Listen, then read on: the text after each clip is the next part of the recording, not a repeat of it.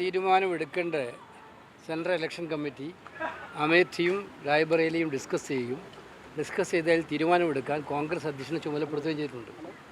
മറ്റന്നാളാണ് നോമിനേഷൻ കൊടുക്കേണ്ട അവസാന തീയതി. നാളെ നിങ്ങൾക്ക് തീരുമാനമുണ്ടാവും. കോൺഗ്രസ് അധ്യക്ഷൻ തീരുമാനിക്കത്തോളം കാലം ഞാനെങ്ങനെ പറയുന്നത്? കഴിഞ്ഞ തിരഞ്ഞെടുപ്പിൽ അവസാന ഘട്ടത്തിലല്ലായിരുന്നു ആ തിരഞ്ഞെടുപ്പ്. ഇത് ലാസ്റ്റ് ഘട്ടത്തിൽ ആ തിരഞ്ഞെടുപ്പ് വെച്ചത്.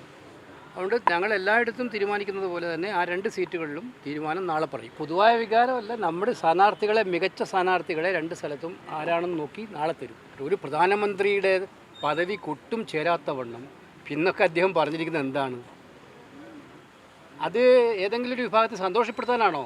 അല്ല, എനിക്ക് തോന്നുന്നില്ല. അതുകൊണ്ട് നമ്മളിപ്പോൾ മറ്റൊരു കമ്മ്യൂണിറ്റിയെ വളരെ മോശമാക്കി കാണിച്ചാൽ വേറൊരു കമ്മ്യൂണിറ്റി വോട്ട് ചെയ്യുമെന്ന് വിചാരിക്കുന്നത്, അതും പ്രധാനമന്ത്രിയുടെ തലത്തിൽ വിചാരിക്കുന്നത്, അതിനപ്പുറം രാജ്യത്തിന് വേദനാജനകമായിട്ടുള്ള മറ്റെന്ത് കാര്യമുള്ളത്? രാജ്യം ഭരിക്കുന്ന പ്രധാനമന്ത്രിയുടെ ഭാഗത്ത് നിന്ന് ഇത്തരം വാക്കുകൾ ഉണ്ടാവുക എന്ന് പറഞ്ഞാൽ അത് നിരാശയിൽ നിന്നുണ്ടായിട്ടുള്ളതാണെന്നുള്ള കാര്യത്തിൽ സംശയമില്ല.